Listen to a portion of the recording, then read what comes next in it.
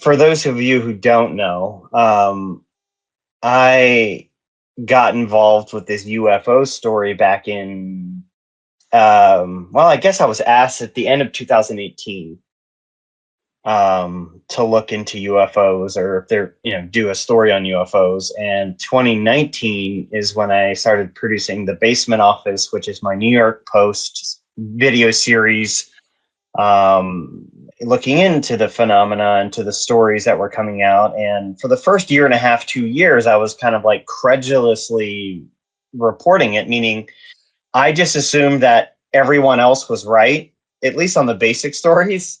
And then I would build upon that. And I was completely wrong, and everyone was wrong. everyone was wrong. And so in like 2021, I kind of started over, and I was like, oh shit, like everyone is wrong here. Everyone's getting this story wrong. I started over. I went to square one and retraced the evidence, retraced the on-record statements, the documents, started connecting the dots fresh, and realized that, oh, this isn't adding up. There's something else here. And I guess TLDR, I switched and started reporting extremely skeptically on the topic. And for the last, I guess, where are we? Yeah, 3.5 years, 3 years, I've been going quite skeptically on the topic. And I guess I'm one of the few, and I would I would offer an argument that I'm the only like mainstream journalist that has been covering this every day, following it for years. And so I've noticed things that other mainstream journalists haven't noticed. I've connected dots that others haven't. And but because of that, I hit like there was a certain roadblock where they talk about the onion, right? The layers to an onion. And there was like a layer to the onion that I couldn't discover or peel back. And there were theories, and one of the theories was, and I voiced this a couple times, is like, I think, what if the Pentagon is like promoting or creating some of this, or at least like benefiting from the hysteria, the UFO hysteria. But there was nothing like conclusive. I couldn't like get to that layer. And then, obviously this Wall Street Journal article comes out, which kind of starts to peel back that layer. Now, what the heck happened over the last week? So this wasn't like, I think some people were saying this was like coordinated. I reached out. No, the answer is no to that. I reached out to Tim Phillips about something completely different about 2 weeks ago. So Representative Anna Paulina Luna, she's one of at the forefront, tip of the spear of congressional UFO investigations. For some reason that I can't fathom, she still continues to believe these dubious characters and their claims. She called for Arrow to be defunded. She called for Arrow to be defunded, and for whatever reason. And I reached out to Tim Phillips on LinkedIn, and I was just kind of like, hey, like, what do you think about Luna asking for Arrow to be defunded? And at this point, I didn't know anything about like the Wall Street Journal. Well, I did know that something was being worked on, but I knew 0% of what the story was, what they had discovered, or anything.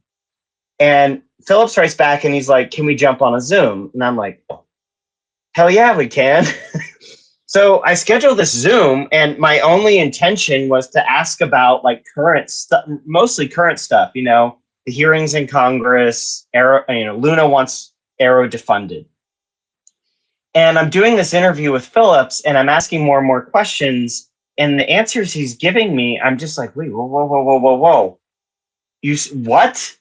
So I asked him more questions, and out comes this story about these discoveries Arrow made that weren't in the public report. Like, it was kind of like, well, actually, we discovered all this like crazy stuff, and we were asked to keep the public in the dark about it, essentially, and we gave in and did it. And there was this fake program in the Air Force, and they were creating and planning photos outside Area 51. And I originally went into the Zoom interview with one question, and like it led to all this other stuff. And it wasn't until after I did this interview with Tim Phillips that I learned that the Wall Street Journal like had this story too, and they were like had been working on this story for months. And I was like, oh my God, like it was serendipity at its craziest.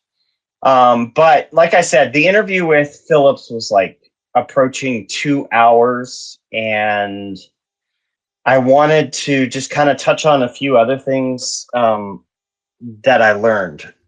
First, I guess everyone here should be familiar with the main story, right? So like the story came out, Wall Street Journal, everybody has read that, I assume. The general gist of it is Air Force had what sounds to be a fake UFO program with fake UFO evidence, and it was centered around a anti-gravity machine, an alien anti-gravity machine that was, quote, Hollywood style created to, quote, Frank or Hayes incoming SAPCOs, which are like the new managers of special access programs. And that's kind of like the story they're going with. And I'm not 100% sold on that. I'm like, you're spending like taxpayer money to like go out of your way to create these, quote, Hollywood productions as a joke. I don't know about that. But the fact that it exists doesn't seem to be disputed at all, that this Air Force thing existed, and that they went back and found out that thousands, that's a direct quote, thousands of military officials went through that and were convinced that aliens were real. Some of those officials went out and I guess spread that story that there's this secret UFO program, aliens are real, and it just kind of like created a domino effect. But like I said, I'm a little bit skeptical on the why this existed, because every special access, you have to understand, every single piece of tech in the military, experimental or otherwise, it gets its own program, isolated, boxed off, compartmentalized program, right? And every one of those little boxed in programs has its own counterintelligence offenses, like their own counterintelligence program. So they don't want people to know about this program. So they'll create smoke screens around it to confuse anyone on the outside, I guess, or foreign intelligence. And so could this have been something like that? Maybe. But we also learned the government set a precedent by creating UFO photos and planting them in the public for UFO believers to spread around. So when I see that, I see a microcosm for a bigger op, which is like, this works for us. It has worked for us in the past. We're going to continue to do this. And so I'm not also sold that these were all isolated incidents, you know. I'm going to stop talking. I have some bullet points I wanted to bring up, but if there are, I see a request. If you guys want to ask questions, I want to kind of move along though, because I am exhausted and the Orioles game is coming on. I want to see them lose again. Okay, Desmo. Yeah, well, did you ever ask who happened to sanction this program? And if it was sanctioned, how was it funded and perpetuated for as long as they claim it was funded and perpetuated for? Yeah, exactly. No, so I don't know. I don't personally know who, when you go back through the breadcrumbs at the beginning, who it was that approved this, who it was that started this. The only thing that we know is that it's Air Force, within the Air Force Special Access programs. And there's, at least for now, they're going with it was a joke or a prank. It was just a little thing to haze that was a buzzword too, to haze new SAPCOs. So new incoming managers were given this. Now, I think the New York Post, they put out an editorial yesterday, editorial team, where they hypothesized, like, was this a test? Like, we're going to tell you something fake but secret just to see if you open your mouth about it. Are you going? We're not going to risk that with something real, but we will risk it like a loyalty test. Will you spread this? Will you talk about this as a loyalty test? Like Occam's razor, I guess I could see that, like the intelligence, which is very trust-based, information-based. What kind of tests are you going to create to make sure people aren't sharing stuff? And yeah, I could see something like this being created for that purpose. But to go back to your question, no, I do not know. And it is something that I hope Congress or others, push for, is to find out all about this. And as Avril Haines asked, DNI Avril Haines asked Phillips, like, what's the damage here? What's the scope of this? How much has this led to the stories and in the media? I don't know if that has been completely determined. Now, I wanted to. Did you happen to see? I'm sorry. Did you happen to see the memo that was released directing folks, whoever it was directing, to stop perpetuating the hazing ritual? No, I did Was that not. provided at all? No, I did not see that specific memo, but I will say that Arrow, in their public unclassified report in March 2024, that they were going to include this using unclassified language. So they weren't going to name names, and they weren't going to like point specific fingers, but there was going to be a mention of this fake program in that report. And Air Force came in and said, no, take that out. We're not ready for this yet. Like, take it out of the report. And I think the Pentagon is claiming that there was, quote, in an ongoing investigation at the time, and we didn't want to include it until the investigation concluded, which, could be true. But there's another aspect of this that we have to consider, which is that hazing in the military is like illegal.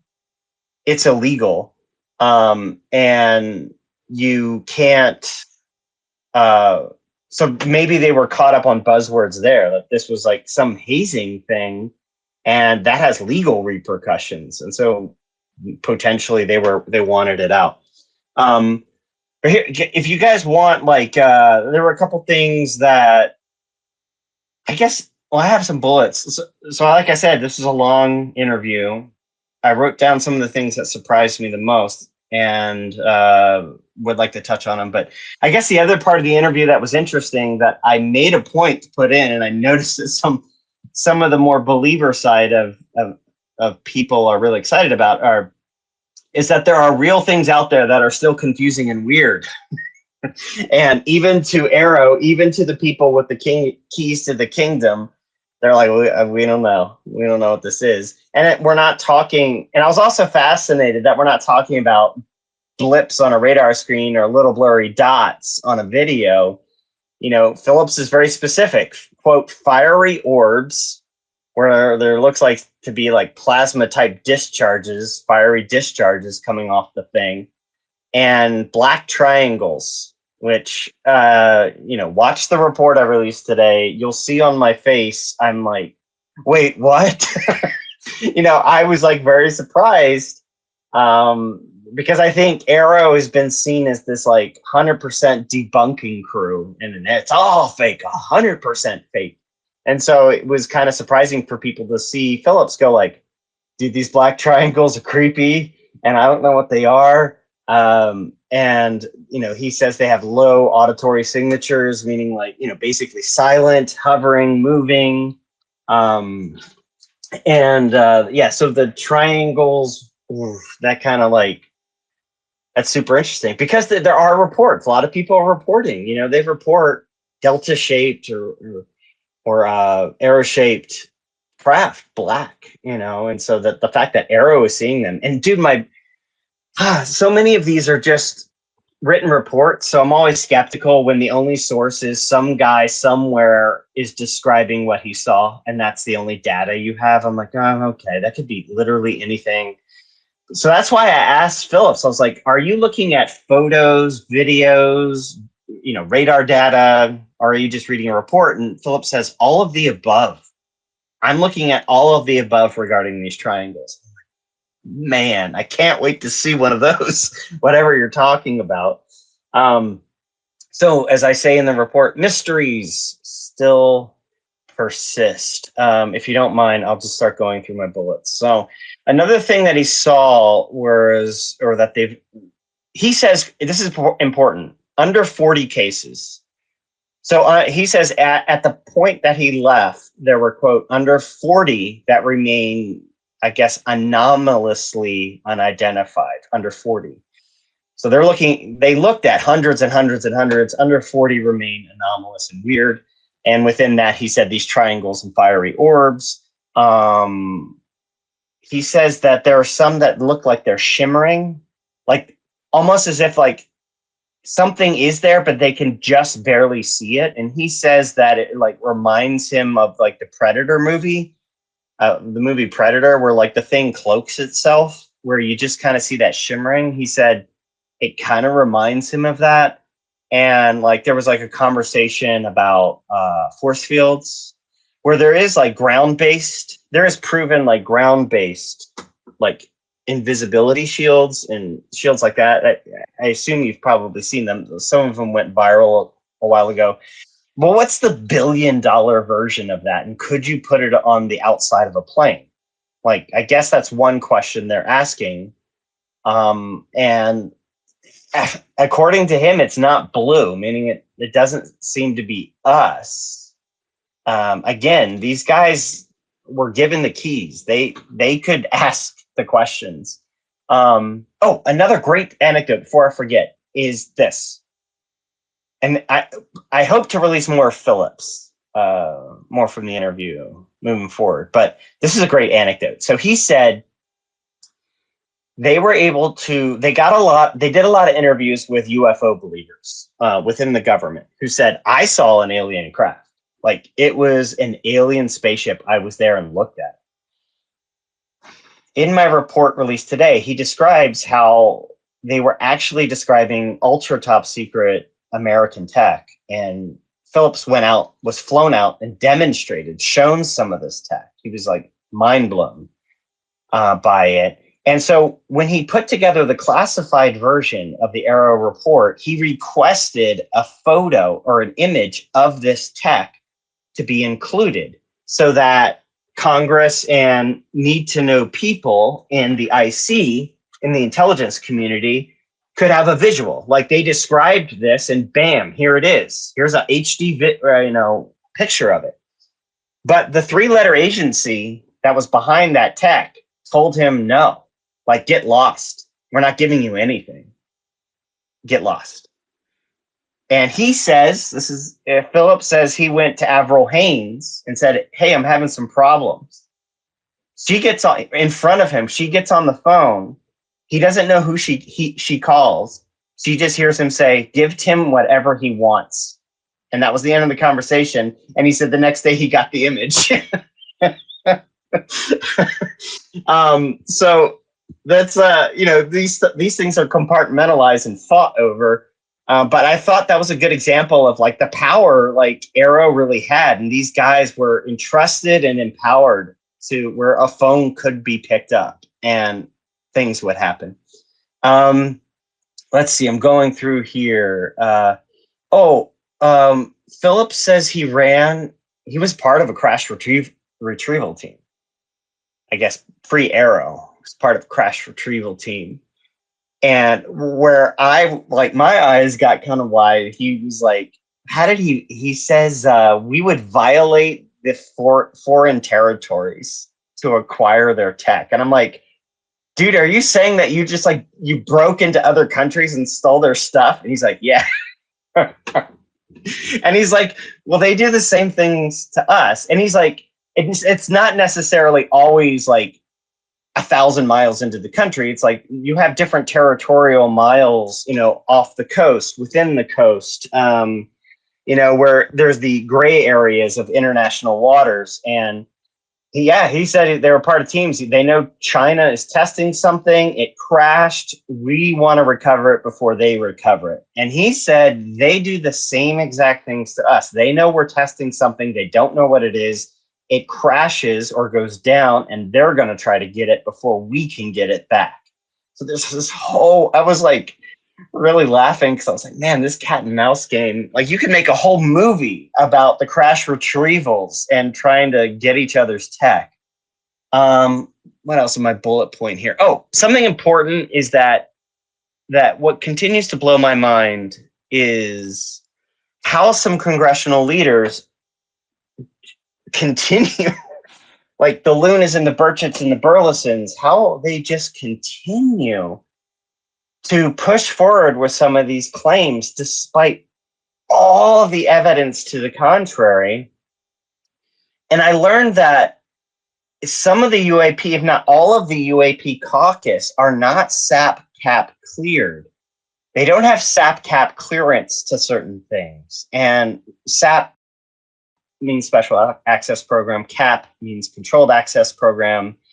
I think CAP is run through the IC, SAPs are run through the military. And he gave, for example, do you remember when Matt Gaetz had and Luna and Burchett, they were talking about that UAP in Florida? There was that like UAP incident or sighting, and there was that base, and they went to the base, and the Air Force basically turned them away. And apparently what the story is that those specific congressional leaders did not have SAP-CAP clearance to these SAP-CAPs.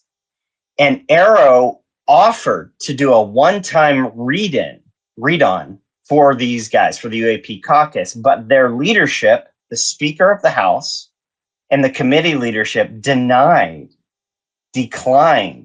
to allow that to happen to these guys, meaning in essence, they didn't want these specific congressional leaders to have that ultra sensitive access for whatever reason. It could just be a trust reason. We don't trust these yahoos. It could be like that kind of thing.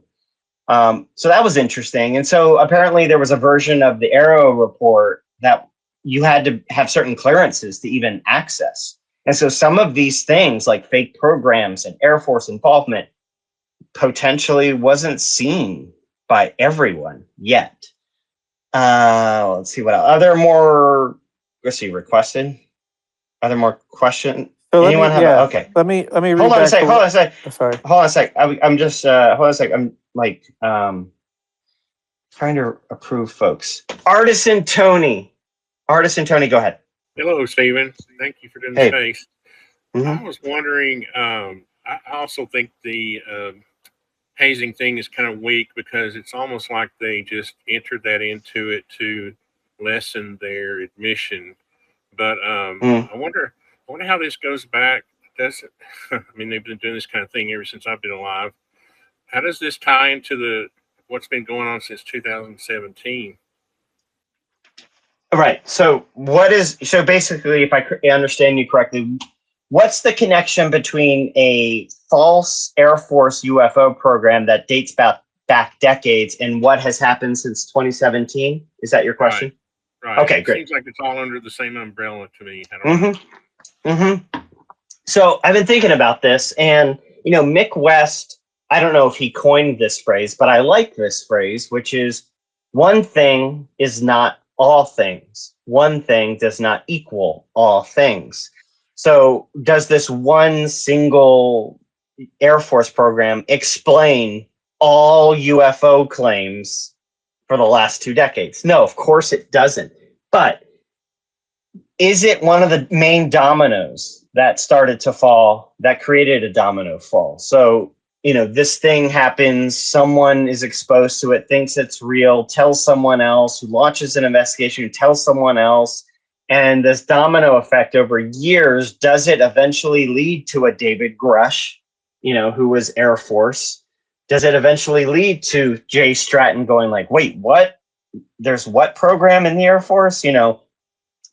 is 2017 just the 56th domino that started decades ago from an intentional push by the government? Like, yeah, I could see that. Like, there's an idea here that like the government doesn't have to constantly create and promote this stuff. They just have to like nudge, show a picture, and walk away. Leave a video somewhere and walk away. Like, everyone else is going to do your work for you. Like, the waters will get muddied on their own. Like, so I could see more believing type people, fantasy prone people, stumbling upon stuff, you know, quote unquote, stumbling upon stuff or being shown something, and then just being left alone. And they go out and just muddy the waters on their own and make claims. So I don't know the specific domino dot connection between 2017 and this Air Force thing. I will say that there's a lot of shady stuff in 2016 when Tom DeLonge starts meeting with Air Force and Skunk Works in unprecedented ways. Skunk Works opens up their top secret doors, lays out the red carpet for Tom DeLonge. Oh, hell yeah, come in, buddy. And they put their arms around him. And he's like, hey guys, I want to spend my own resources to spread UFOs to the American people. And they're like, hell yeah, you should totally do that. Come to Skunk Works and tell us all about it. I'm like, if you understand how counterintelligence works, or we don't want a program to be discovered, we don't want our tech to be discovered, you could probably see a DeLonge as an opportunity. Like, oh, hell yeah, dude, go out there and muddy the waters. That would be fantastic. And there's a war zone. I've shared it a few times on the warzone.com. Tyler Rogaway did a huge breakdown, point by point, line by line, of Tom DeLonge's Skunk Works Air Force involvement. And all of these like dubious spooks, these intel spooks coming out of the woodwork all of a sudden to like push and nudge Tom DeLonge along. And that is a direct breadcrumb that takes us to 2017. And the Air Force is involved, and Skunk Works is involved, and SAPs are involved. So anyway, that was a long way to answer your question. Thank you. That was a good question, a very obvious one. And who else do I have? UFO intros. Go ahead. Yeah, thanks, Stephen. This is awesome. So I'm interested in understanding how this story affected you. I asked you in a space, I think it was last year, maybe 23, about sort of how you reconciled the lights you saw above Utah County that were oriented in the shape of a triangle. So considering that orbs and triangles as things that were still unknown, does that cause you to change your stance at all? I know earlier in this space you said you had a flip, right? Earlier on this topic, and are you kind of reconsidering that? Yeah, I hear what you're saying. So yeah, when I say flip, I mean I flipped on the narrative that was given to us in 2017 in the New York Times. That narrative I flipped on. Unidentified things in the sky I haven't necessarily flipped on, because like you said, I saw one. Do I think they're alien? No. I mean, in my report, I go back and visit the site where I saw the thing. And, you know, Hill Air Force Base is there in Utah. Area 51's just to the west. There's military airspace there. God knows what anyone was flying. There's also a company, JP Aerospace. If you look them up, JP Aerospace, and you look at some of the stuff they're building, it's exactly the shape, size of what I saw. And they're dirigibles, they're airships, and they're silent. And so, could I have seen one of those? That's totally possible. How did this story affect me? For the most part, is, as I said earlier, I always felt this was the next layer of the onion to be peeled back. And I'm grateful that the Wall Street Journal had the resources they did and the reach they had to kind of like peel that layer back, because I think this needed to get out there, because I've seen clues of this, and I think a couple of those clues are the Jeremy Corbell leaks, which seem to just happen all the time, and there doesn't seem to be any punishment, reprisals, investigation. Who's our leak? You know, the Pentagon doesn't seem all that frantic to figure out this stuff. Well, at the same time, when two sailors filmed on their iPhone an F-23 slide off the side of an aircraft carrier and released that footage, they were investigated and punished within like a week. It was like swift. Other leaks that have happened, it's like within a week. And then the Pentagon puts out a press release. We have investigated, punished, and put an end to it, right? But with all of these UFO leaks over the last 7 years, there doesn't seem to be any haste or alarm from the Pentagon at first. They just seem to be okay with it and fine with it and shrug at it. And to me, that's a red flag. That's an IC red flag where I'm like, is this being done intentionally? Like, are they releasing this stuff because they know it's going to end up on Fox News and Tucker Carlson and Joe Rogan, and it's going to just convince people that aliens are real instead of X, Y, and Z? The other thing is the Chinese spy balloon. When the Chinese spy balloon, little mainstream media picked up on this. I picked up on it instantly. Bloomberg had a couple insiders in the Biden administration, and they were told directly the Biden administration's plan was to withhold the spy balloon from the American people and never tell them. Never. Their policy was to not inform the people and to keep it a secret because it wasn't the first time. And that means there's a precedent for keeping stuff like that secret. Don't tell the people. Well, a Montana photographer, takes an HD photo of it, and then the cat's out of the bag, and now they have to acknowledge it. But their policy was to keep it secret, not talk about it. Okay, so that's a precedent. How long has that precedent been there? Years, decades? What else is going on? If you're hiding this one thing, what else is flying over us that you're not telling us about? Well, look at 2019 off the coast of California, as close as 15 miles off Gavin Newsom's state. Swarms of drones over the Navy, the U.S. Navy, for day in and day out, night in and night out. On deck personnel are waving at them because they, quote, know it's China. They know it's China, and they're flipping the bird to these drones. There's a tactical officer who I spoke to, I believe was on the Hamilton. He said these things were like 6 10-foot wide hybrids. So they were like VTOL hybrid drones that were like 10 feet off the mast. And there were it was weird because in their world, everyone just accepted, at least according to the people I talked to, this was China, and they're fucking with us, right? And they're just flipping the bird. We're here. What are you going to do about it? That kind of thing.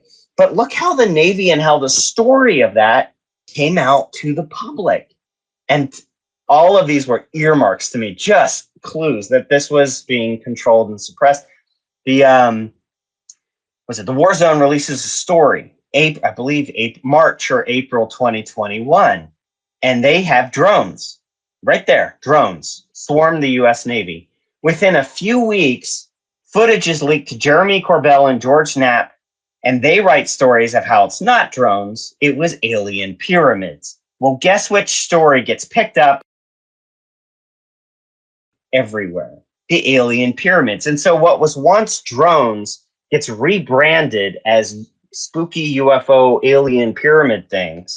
And that's the story that grips for years. That's the story the media runs with. That's like this main story. Oh, it wasn't China. It was spooky aliens. China's not 15 miles off the California coast. Aliens are. And that's fun and exciting to think about. But China flying military aircraft and messing with our Navy 15 miles off the coast of California is not fun, and it's not exciting. It's scary. And think about how the American public reacted to the spy balloon when they figured it out. Shoot it down! Blood for blood, eye for eye. I mean, the American public was so mad they called for blood. Now, imagine if they actually knew the truth of how often that happened in these other instances. Could a warm war or a hot war with China be avoided at that point? Are there actual good motivations for some of this stuff not being headlined? every week. More requests. I'm gonna stop talking. Okay, Average Chris, go ahead. Average Chris. I don't see him up here. Could I do? He's there. Hold on, Average Chris. Hold on a sec. Invite to speak. There you go. He's there. Should be. Chris, I just sent you the invite. Click on it. Okay. So who else do I got? So I just want to ask, like, if Phillips was citing like black triangles as something they still weren't sure about, I know in your mind you kind of sort of explained that with these dirigibles by JP Aircraft, but did you touch on that with him? And then my last question is, will you ever like publish the full recording of your conversation with Phillips? I hope to release some more. Obviously, you know, it's interesting. Like, for a video journalist, so like your average journalist, they have like a notepad, right? And they find someone and they're like, talk to me, and they're furiously writing down all these notes. And then out of those notes, they write a story where they pull, 4 or 5 sound bites from their notepad and write a story. And it's the story that's like the important pushing thing. They never like scan their notepad and then like publish their raw notes. Like, it's something that like doesn't happen. And so like that would be the equivalent of me just kind of like dumping this out there. But I do want to release obviously more of it. I do, because there's a lot of like interesting anecdotes here, some of which I hope I have time. I have like 25 more minutes, but I hope I have time to share some of the more stuff. Okay, Average Chris, go ahead. You're now here. Hey, Stephen. So I don't know if you've already mentioned this, but moving forward, did Tim talk to you about like Arrow's objective and focus moving forward? Like, eventually, I would assume the historical report will get finished, and they'll start to refocus some things. Did he talk about that with you? And can you kind of divulge what he said? Sure. Yeah. So Arrow was requested to look into these UFO claims since the New York Times. They're hoping they can put most of that to bed and behind them, because there's some scary stuff happening. I mean, the triangles touches on it a little bit, but Phillips says education is like kind of like the next thing we're doing. Educating pilots on how to better identify things, educating and creating better coordination, interagency coordination, because right now many times the left hand's not talking to the right hand, and Arrow's been kind of there doing that and pushing for that, better reporting, better investigations. One example he says is there was a military nuclear facility recently who called Arrow because UFOs were swarming their base. So Arrow flew out there to this like nuclear facility and was able to determine that what they were seeing, they took a bunch of gadgets, was Elon Musk's Starlink satellite. And the people at the base were not familiar at all with that racetrack solar flare that those satellites give off. And so they thought UFOs were like circling their base night in and night out. And Arrow went out and was able to get like super high tech like data and do a presentation for people and educate them. Like, here's what you're seeing. Here's what you can do next time. And then Arrow put out that solar flare like video recently. And so they're doing things like that where they're hands-on, going out and saying like, hey, like we understand how this creeped you out, but what you actually saw was this, and we're going to demonstrate step by step what that was. But there was also another case, Phillips's last assignment before he left Arrow, I think just like 2 months ago. He said he was called in, massive interagency national security threat of a UAP-esque incursion of foreign tech. It was anomalous foreign tech. So it didn't get into detail as what foreign country, but it was anomalous, and it was over an extremely sensitive U.S. site, and everyone was boots on the ground there. And he said Arrow was called in as this like crucial, previously missing element, which was this sort of scientific investigation to eliminate certain things and to really kind of push the other agencies and educate the other agencies on which direction to go. And so that's kind of like, it sounds like to be the future. Oh, and he said this was obviously over American soil, which is scary to think about. But he wouldn't give me more details of that because it's ongoing, he said. The investigation, that's ongoing. That's the future of Arrow. So needless to say, they're not going to be defunded, or most likely won't be defunded like Congress people have called for. Well, I don't know. I mean, Congress makes illogical decisions that make no sense like all the time, so it wouldn't surprise me.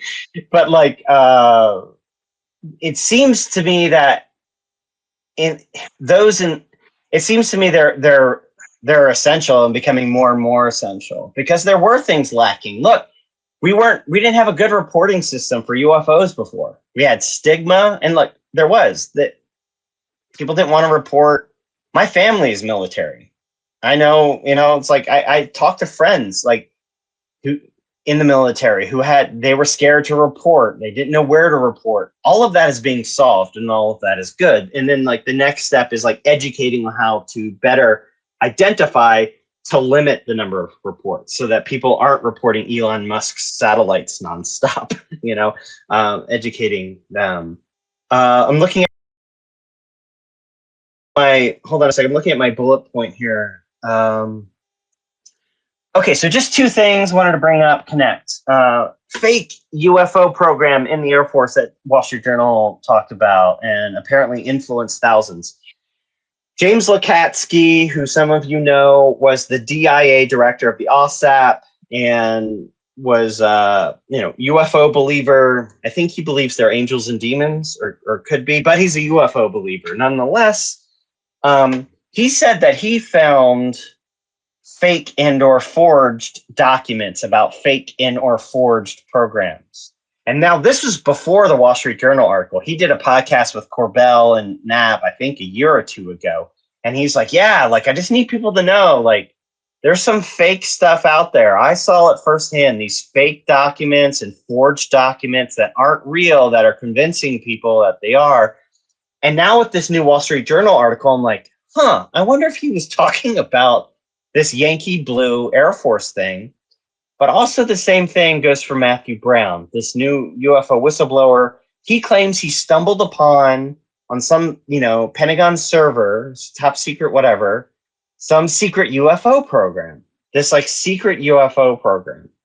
And he says in his interview with Jeremy Corbell, he says, I took it to my boss. I handed it to him.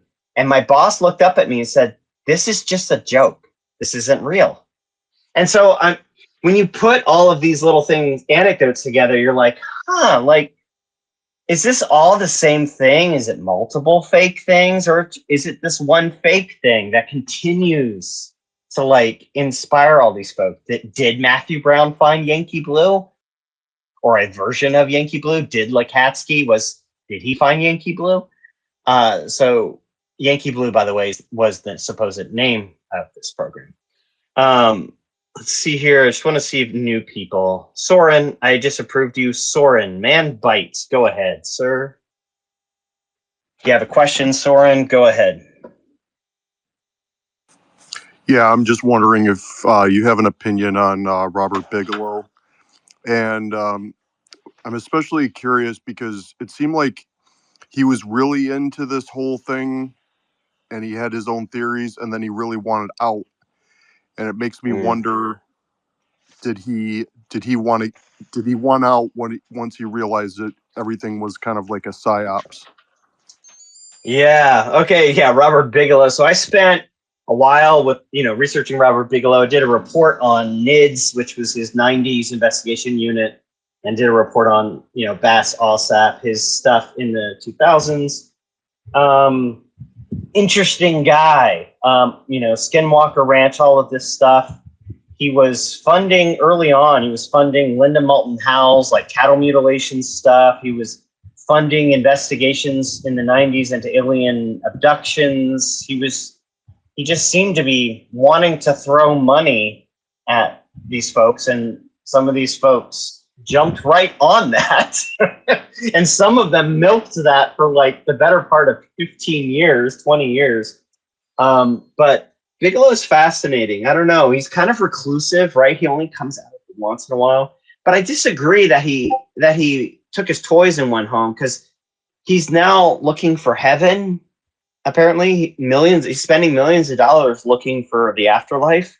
And there was a big New York Times article just within recent years about his new endeavors. But to say he got fed up with UFO stuff, sure, that seems possible. He dumped a lot of money into Skinwalker Ranch, where he had drunk security guards faxing him fake stories about werewolves for like 5 years. I'm assuming that at some point he threw his hands up, but at the same time, like, you look at his recent interviews. He did an interview on, I think it's called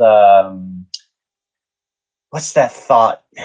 He did an interview, things about it, thinking different way of thinking about it, something like that. New Thinking Aloud.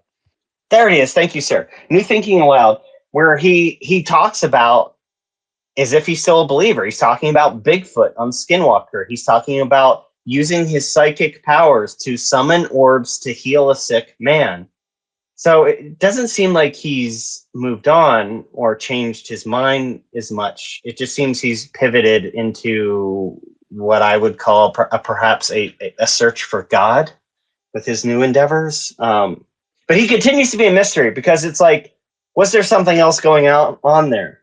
Was he a part of something else that we're not aware of? How does this fit into this fake stuff that the government funded and promoted? Was Bigelow party to that, part of that, informed of that, learned about that? I don't know. But yeah, it's a good question. Bigelow, legend.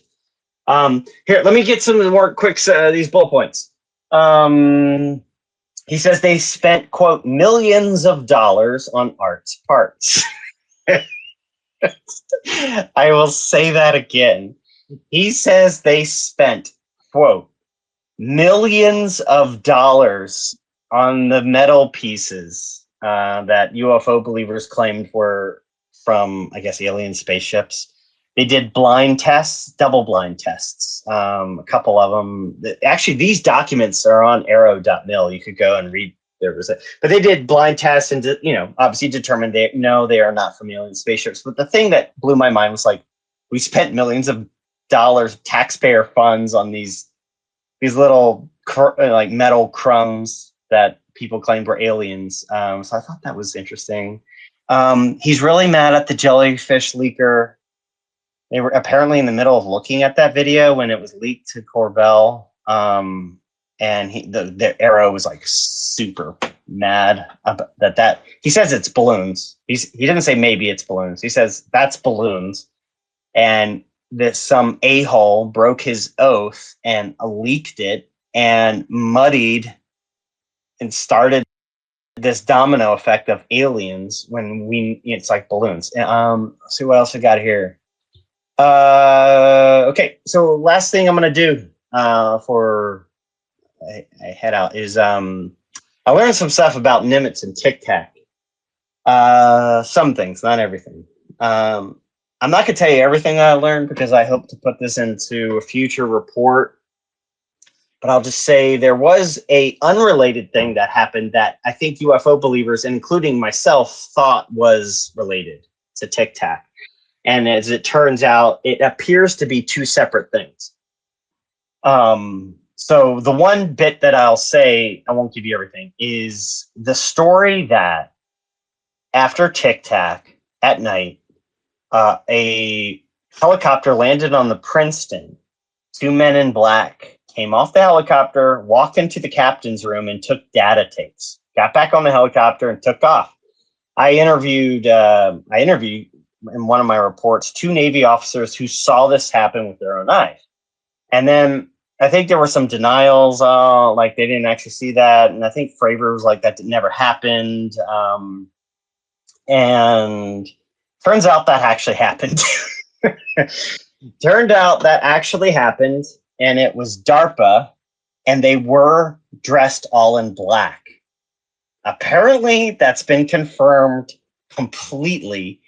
It was DARPA. They were dressed all in black. They did land on the Princeton. They did go into the captain's quarters, and they did take stuff. But the unrelated part is like it was relating to, I believe, the wasp. They were testing, one of the things they were testing out there, I guess they were testing many things, was the wasp, which does not look like a Tic Tac at all. It's like this little tiny drone. And I guess they were testing it in swarms, and the Princeton had picked it up as unidentified bogeys. So basically the Princeton on their end picked up these wasps, DARPA wasps, and we're like, what the heck are these? And what's this swarm? There's so many. Well, DARPA came and made sure that didn't get out. So that happened. But Tic Tac, I don't want to tell you the other things I discovered yet, because I really want to work on this story. Is it happened? Even Arrow, there's no one, even Arrow isn't like, oh, it was just a figment. They saw a glint, they saw it, whatever. It was just a balloon or whatever. Like everyone seems to be in agreement that something was out there and something was witnessed, which I found kind of curious because obviously it's one of the biggest ongoing mysteries. All right, let me see if we got any more questions, and then I have to go. Anybody else? I see Artisan. Go ahead, Artisan Tony.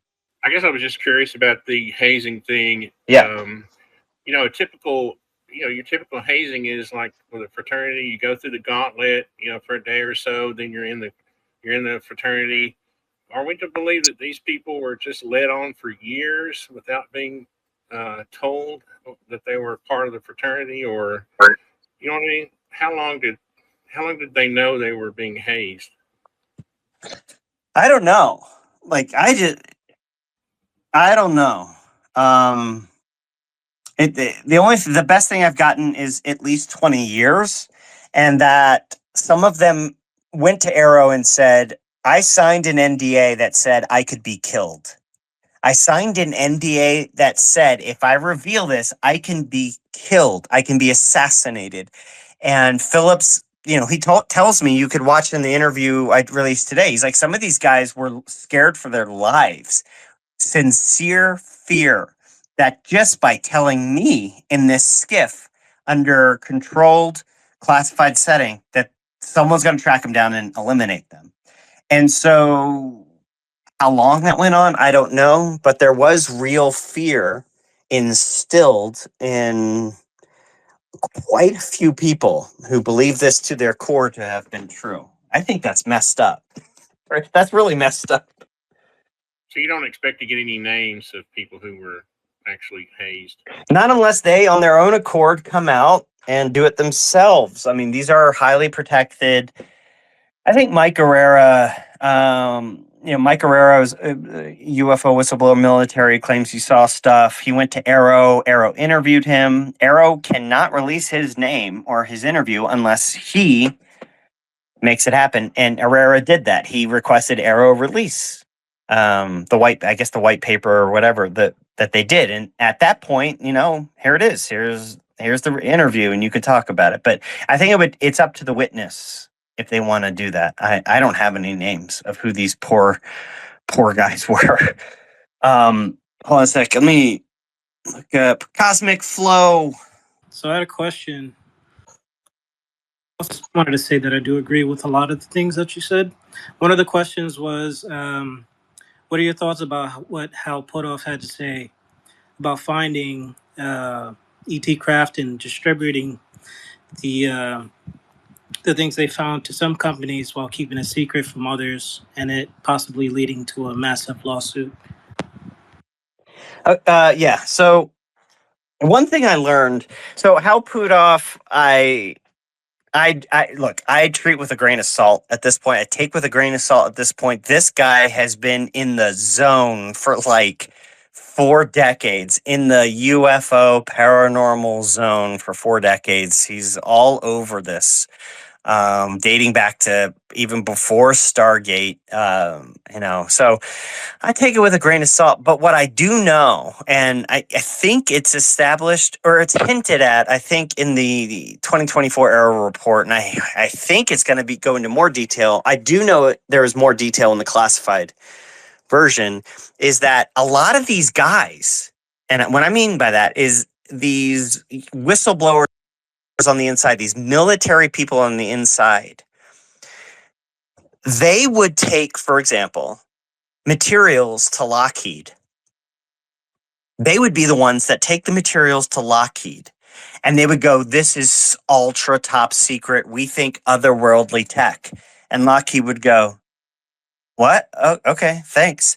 And then later that same UFO person would go public and he'd go, I heard through the grapevine that Lockheed has secret parts, without ever saying that they were the ones that gave it to them in the first place, And Arrow discovered that in a few cases where they tracked down the source of the story and they realized the source of the story was the person claiming the story in the first place, that there was an IC cap. So, well, I'll hold on to this a little bit. But in the Arrow report, you'll find, I believe on page 23, they say that a intelligence community controlled access program was expanded to include UAP investigations or reverse engineering. And this was done by one of the main people who you see in public testifying before Congress. And what they're testifying before Congress is, I know of a special access program that does reverse engineering. But what they're not saying is they were the ones that created it illegally without permission. And it was eventually shut down after their scheme was discovered. And so they're planting these seeds within the intelligence community and then going out in public and saying, the intelligence community has these seeds. I know, I was a firsthand witness. And it's dude, you created it. You're the one who put it there, And that's this transparency is never revealed. Arrow discovered this circular pattern, and I think there's some of it, like I said, on page 23 of the Arrow report, and more is coming out in the historical report. Anyway, so that's the pattern going forward. Guys, thank you. Hold on. I'm gonna go. I have to go, but thank you guys for tuning in.